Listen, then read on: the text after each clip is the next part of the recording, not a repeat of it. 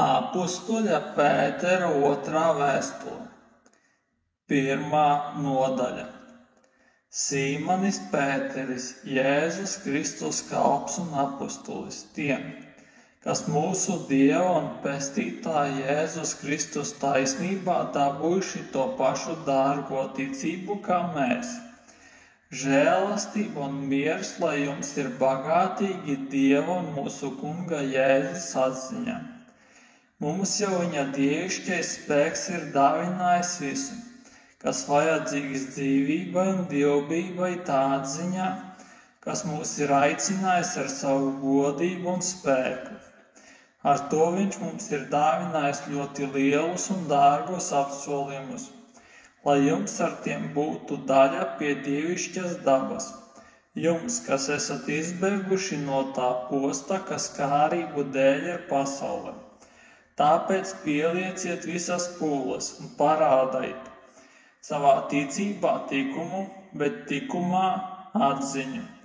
Atziņā atturību, atturībā pacietību, pacietībā dievbijību, dievbijībā brālību, brālībā mīlestību. Jo ja šīs lietas pie jums ir un iet vairumā, jūs netapsit kūtri, nec neauglīgi mūsu Kunga Jēzus Kristus atziņā. Bet kam to nav, tas ir akls un stulbs un ir aizmirsis, ka viņš ir šķīstīts no veciem grēkiem.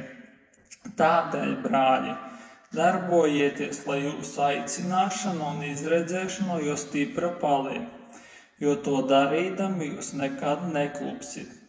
Tas lielā mērā veicinās jūsu ieiešanu mūsu Kunga un Pestītāja valstībā. Tādēļ es ar vienu jums to atgādināšu, kaut jūs to jau zināt un esat nostiprinājušies tanī patiesībā, kas jums tagad ir. Jo kamēr esmu šinī mājoklī, es turu par savu pienākumu jūs modināt ar atgādinājumiem. Jo es zinu, ka man šis mājoklis drīz būs jāatstāj, kā jau to arī mūsu Kungs Jēzus Kristus man ir atklājis. Bet es rūpēšos par to, ka jūs arī pēc manas aiziešanas varētu to vienmēr turēt piemiņā.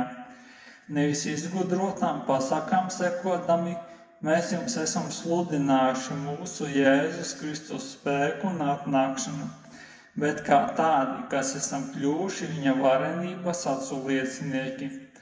Jo toreiz, kad Dievs Tēvs viņu godā celdams apskaidroja, viņam atskanēja šāda balss un augsti cēlās godības. Šis ir mans mīļais dēls, uz ko man ir labs prāts. Šo balsi mēs dzirdējām atskanam no debesīm, kad mēs līdz ar viņu bijām uz svētā kalna. Ar to mums praviešu vārds kļūst jo stipris, un jūs darāt labi. To vērā ņemdami kā sveci, kas spīd tumšā vietā, līdz kamēr uzausīs diena un rīta zvaigzne uzslēgs jūsu sirdīs.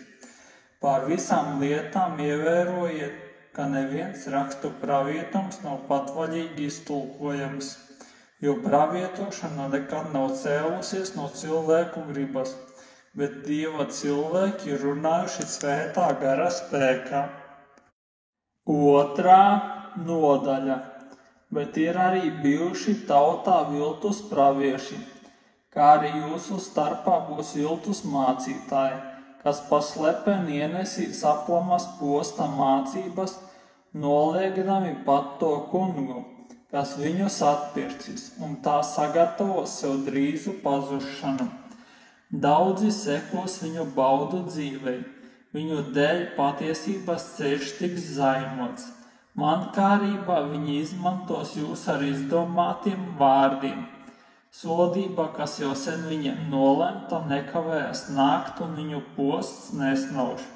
Jo arī eņģeļus, kas apgrēkojas, Dievs nesaudzēja, bet nometa tos pazemes tumšās bedrēs, lai glabātu sodam.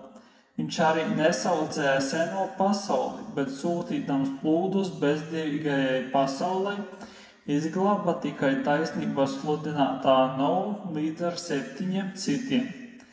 Tāpat viņš nosodīja Sodomas un Gomoras pilsētas, pārvērsdams tās pelnos un iznīcinādams, tā atstājot biedinošu piemēru visiem, kas grib grēkot. Viņš izglāba taisno latu, kam bezdievju netiklā dzīve sagādā ciešanas, jo taisnais, kas dzīvo viņu vidū, mocījās savā taisnā dvēselē dienu no dienas, redzēdams un dzirdēdams viņu negantos darbus. Tā tas kungs prot izglābt dievbijīgos no kārdinājuma, bet netaisnus paturēt mokam soda dienā. Sevišķi tos, kas seko miesai kārībās, kas viņus apgāna un nicina augsto varu.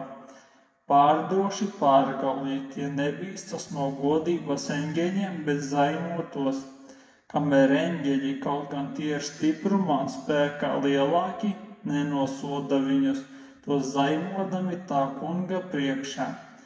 Viņi kā neprātīgi dzīvnieki, kas pēc savas dabas radīti satvēršanai un nokaušanai, tāpat kā šie ies bojā, tāpēc, ka tie zaimo to, ko tie nepazīst, saņemdami netaisnības algu, sauc prieks tiem šķiet baudu dzīve dienā. Viņi ir kauna traipi, savā viltībā mīlodamies kopā ar jums. Viņu acis ir vērstas tikai uz laulības pārkāpēju un algas grēka. Tie vilina nestipras dvēseles. Tiem sirds ir ievingrinājusies mankārībā. Tie lāstam pakļauti. Atstādami taisno ceļu, tie ir nomaldījušies sekodami Bilēmam, Beora dēlam, kas dzinās pēc netaisnās algas. Bet saņēma pamācību par savu pārkāpumu, bez valodas lops, sākdams runāt cilvēka valodā, aizkavēja pravieša neprātīgo nodomu. Tie ravoti bez ūdens, vēja dzenāti mākoņi, viņiem nolemta visdziļākā tumsība, jo runādami lepnus, tukšus vārdus, tie vilina ar miesas kārībām, netiklās baudās tos, kas tikko izbēguši maldu ceļu gājējiem. Apsolīdami tiem svabadību, paši viņi kalpo postam, jo kurā kāds ir uzvarēts, tā kalps viņš ir. Jo ja tie, kas pasaules gānekļiem mūsu kunga un pestītāja Jēzus Kristus atziņā izbēguši, bet tanīs atkal iepīti, zaudē cīņu, tad viņu gals ir kļuvis ļaunāks nekā viņu sākums, jo labāk viņiem būtu bijis, kad tie nebūtu atzinuši taisnības ceļu, nekā pie atziņas nākušiem nogriezties no viņiem uzticētā svētā baušļa, bet viņiem ir noticis pēc sakāmā vārda patiesības.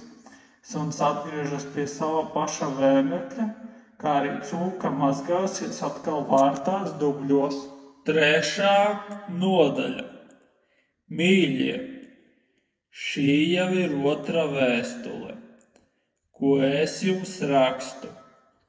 Tanīs es cenšos ar atgādinājumiem uzturēt modru jūsu prāta skaidrību, lai jūs atcerētos svēto praviešu jau sen teiktos vārdus, kā arī mūsu kunga un pestītāja bausli, ko no saviem apustuļiem esat mācījušies.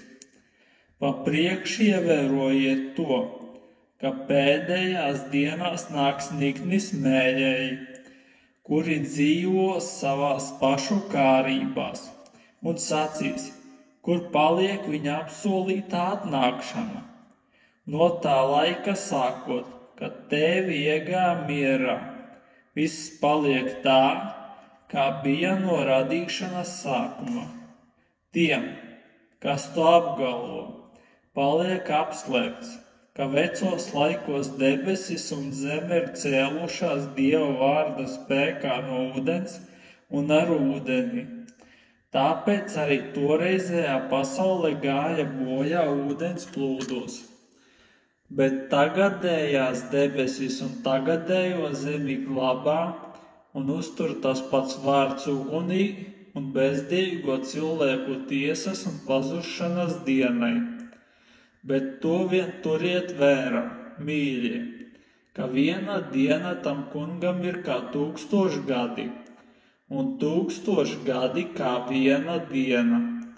Tas kungs nevilcina savu apsolījumu, kā dažiem tas šķiet, bet ir pacietīgs ar jums, negribēdams, ka kādi pazustu, bet ka visi nāktu pie atgriešanās.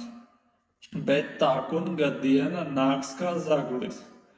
Tanī debesis ar lielu troksni zudīs, un pasaules pamati degdam izjuks, un zeme, un viss, kas uz tās radīts. Kad nu viss tas tā iznīks, cik stipriem tad jums jābūt svētā dzīvē un dievbijībā, gaidot un pasteidzinot Dieva dienas atnākšanu, kuras dēļ debesis ugunī sadegs un pasaules pamati karstumā izkusīs. Bet mēs gaidām pēc viņa apsolījuma jaunas debesis un jaunu zemi, kur taisnība mājo. Tādēļ, mīļie, to gaidīdami, centieties, ka viņš jūs atrod ar mieru sirdī, neaptraipītus un nevainojamus, un uzskatiet mūsu kunga pacietību, kā glābšanai dotu. Kā jau arī mūsu mīļais brālis Pāvils jums ir rakstījis pēc viņam dotās gudrības. Tā viņš runā par šīm lietām visās vēstulēs, kurās ir kas grūti saprotams, ko nemācītie un nenostiprinātie ļaudis sagroza, tāpat kā arī citus rakstus sev par pazušanu. Tad nu jūs, mīļie, to jau zinādami, sargaities, ka maldu līdzi aizrauti, nezaudējat savu stipro pamatu, bet audziet mūsu kunga un pestītāja Jēzus Kristus žēlastībā un atziņā. Viņam lai ir gods tagad un līdz mūžības dienai.